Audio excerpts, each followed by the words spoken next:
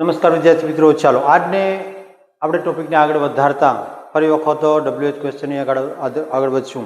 અને તેની અંદર જે આજનો ટોપિક જે છે ખૂબ જ મહત્વનો સાબિત થવાનો છે. શા માટે? તો કે આજે સિમ્પલ દેખાતું એવું સરસ મજાનું WH વર્ડ જે છે વુ, તેની આજે ચર્ચા કરવા જઈ રહ્યા છે. હું અહીંયા વુ શબ્દ જે છે એટલે કે કોણ, કોઈક ના વિશે જ્યારે માહિતી, વ્યક્તિ વિશે માહિતી મેળવવાની હોય ત્યારે મેળવવી. આ જે છે આપણું શું છે તો કે WH શબ્દોનું મહાયુદ્ધ થઈ રહ્યું છે. દરેકે દરેક શબ્દ જે છે તેને ટિપિકલી રીતે સંપૂર્ણ માહિતીની સાથે મેળવવા જઈ રહ્યા છે તેના વિશેની માહિતી. બરાબર? તો આ જે છે તેની સાથે જોડાયેલા રહો અને જ્યાં જ્યાં જરૂર પડે ત્યાં ત્યાં કોમેન્ટ બોક્સની અંદર આપનો પ્રતિભાવ આપતા રહો, જેથી કરીને ખ્યાલ આવે કે આપને શું જરૂરી છે. તો સૌપ્રથમ શરૂઆત કરીએ. તેની અંદર વુ, અહીંયા જોઈ શકીએ છીએ ચહેરો, પ્રશ્નાર્થ ચિહ્ન, કોણ, ખબર પડતી નથી. તો જ્યારે કોઈક વ્યક્તિ વિશે માહિતી મેળવવાની અથવા વ્યક્તિઓ વિશે માહિતી મેળવવાની હોય ત્યારે વુ વડે પ્રશ્ન પૂછવામાં આવે છે. તો વુ વિશેની સંપૂર્ણ માહિતી આપણી સમક્ષ હાજર છે. સૌપ્રથમ તો આ વુ જે છે તે શું છે? તો કે વુ એક WH ક્વેશ્ચન વર્ડ છે, જેનો ઉપયોગ માણસો, કોના વિશે? તો કે માણસો અથવા માણસ વિશે માહિતી મેળવવા માટે, માણસ વિશે પ્રશ્ન પૂછવાનો ત્યારે, અને જેનો અર્થ શું થાય? તો કે કોણ. હમણાં જ આપણે કહ્યું કોણ, આ પ્રમાણે. બરાબર? તો તેની આજે આપણે માહિતી મેળવીએ. તો સૌપ્રથમ આ જે છે વુ ક્યારે વપરાય? તો કે તે વુ વપરાય છે વાક્યમાં રહેલ કર્તા વિશે માહિતી મેળવવાની. કોના વિશે? તો કે કર્તા વિશે. જ્યારે કોઈ પણ કર્તા વિશે માહિતી મેળવે ત્યારે શેના વડે પ્રશ્ન પૂછાય? તો કે વુ વડે પૂછવામાં આવે છે. ક્યારે ક્યારે? તો કે એક વ્યક્તિ કે એકથી વધારે વ્યક્તિ હોય ત્યારે માહિતી મેળવવા માટે ઉપયોગી બને છે. ફક્ત એક જ નહીં, એકથી વધારે હોય તો પણ તે આ વપરાય છે. બરાબર? યાદ રાખવા જેવી ખાસ બાબતો. આ વુ આપણને સામાન્ય લાગે પણ એમાં અમુક અમુક અપવાદ જેવી ચર્ચા જે છે તેને આપણે જોઈએ. તો સૌપ્રથમ જે છે વુ હંમેશા કોના માટે વપરાય છે? તો કે પર્સન, વ્યક્તિ માટે. વસ્તુ અથવા જગ્યા લાગે, થિંગ કે પ્લેસ વિશે ક્યારેય વુ વડે માહિતી મળતી નથી. પછી બીજું કહ્યું, વુ જે છે તે સબ્જેક્ટ પણ બની શકે અને ઓબ્જેક્ટ, એટલે કે કર્તાનું સ્થાન પણ લઈ શકે છે અને કર્મનું સ્થાન પણ તે લઈ શકે છે. ત્યારબાદ જવાબમાં સામાન્ય રીતે માણસનું નામ મળે છે અથવા સર્વનામ. Who is he. તો આ રીતે કોઈ પણ વ્યક્તિનું નામ મળશે જવાબમાં આપણને. બરાબર? નામ જેવા કે હી, સી, ઇટ, આ સર્વનામ છે તે બની શકે. માય ફાધર, શિવજી, XYZ, કોઈ પણ નામ આવી શકે છે એની અંદર. બરાબર? તો આ રીતે આ વપરાય છે. ત્યારબાદ વુ છે, વુ વાળા વાક્યમાં ટુ નું જે ક્રિયાપદ નામ કે સર્વનામને સૂચિત કરતું હોય તેને અનુસરે છે. જોજો, એ ખાસ યાદ રાખવા જેવી બાબત છે, ખાસ નોંધવા જેવી બાબત, કે જ્યારે વુ જે છે આની સાથે સહાયકારક ક્રિયાપદ શું વપરાય? તો તેની સાથે, વુની સાથે જોડાયેલું જે નામ જે છે તે નામને ધ્યાનમાં રાખી અને અહીંયા સહાયકારક ક્રિયાપદ મુકાય છે. તો અહીંયા જોઈ શકીએ છીએ, શું જોઈ શકીએ છીએ? કે who is your favourite singer. અહીંયા સિંગર જે છે તે કેવું છે? તો કે એક વચન છે. તો તેની સાથે સહાયકારક ક્રિયાપદ શું આવ્યું છે? તો કે ઇઝ આવ્યું છે. તે જ પ્રમાણે અહીંયા જોઈજો, વુ અહીંયા આર મૂક્યું છે પણ અહીંયા જોશું તો શું થશે? પ્લેયર્સ. એટલે પ્લેયર્સ બહુવચન થઈ જાય છે. તો તેની સાથે વપરાયેલું સહાયકારક ક્રિયાપદ કયું આવે છે?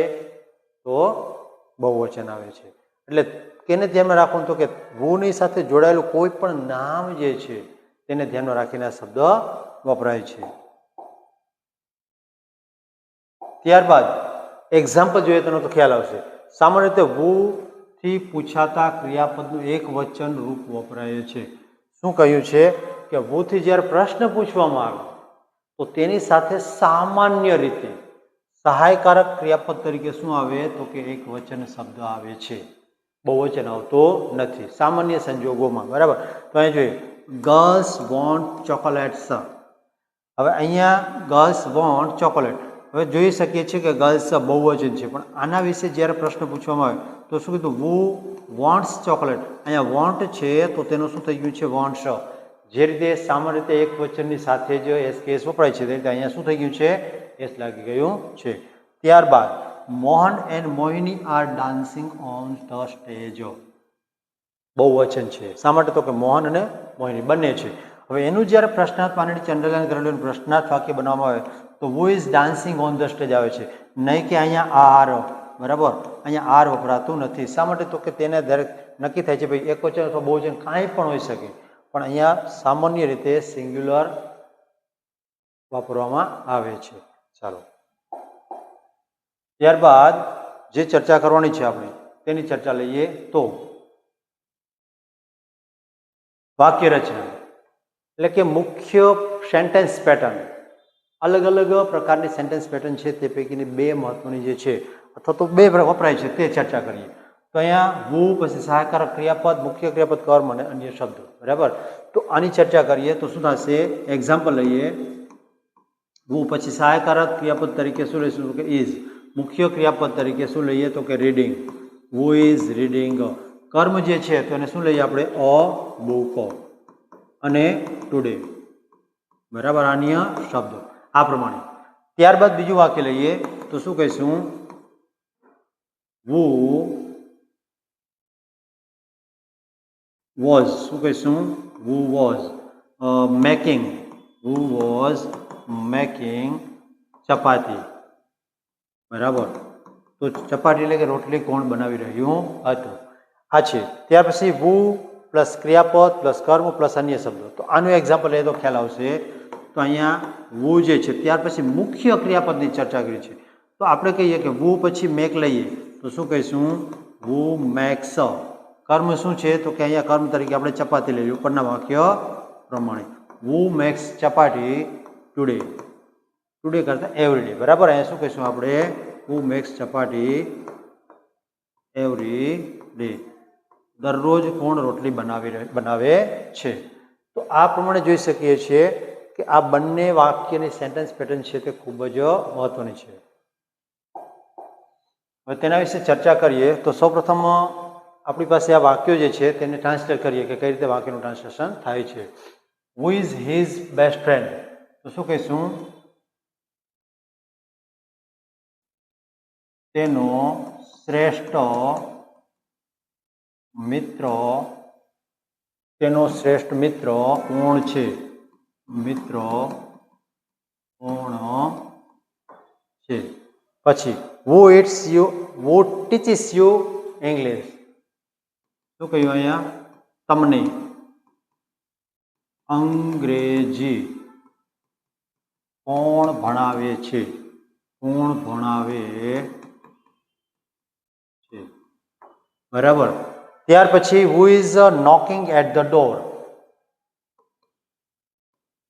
દરવાજો કોણ ખખડાવી રહ્યું છે? ખખડાવી રહ્યું છે. બરાબર, અહીંયા જોઈ શકે ચાલુ કાળ છે એટલે ખખડાવી રહ્યું છે. પછી હુ came to there house yesterday.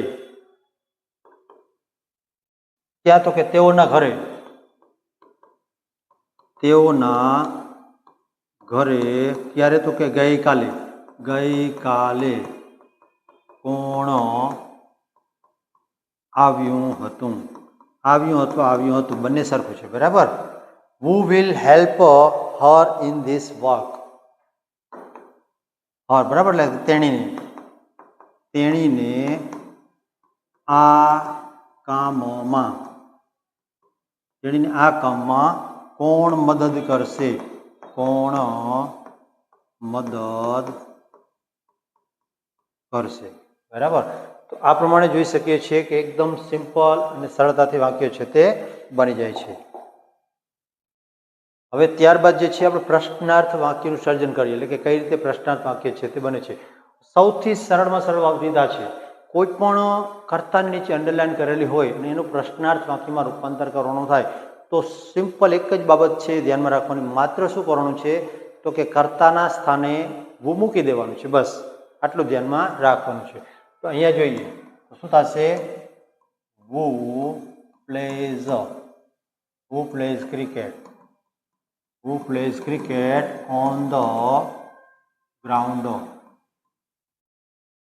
બરાબર, આ પ્રમાણે.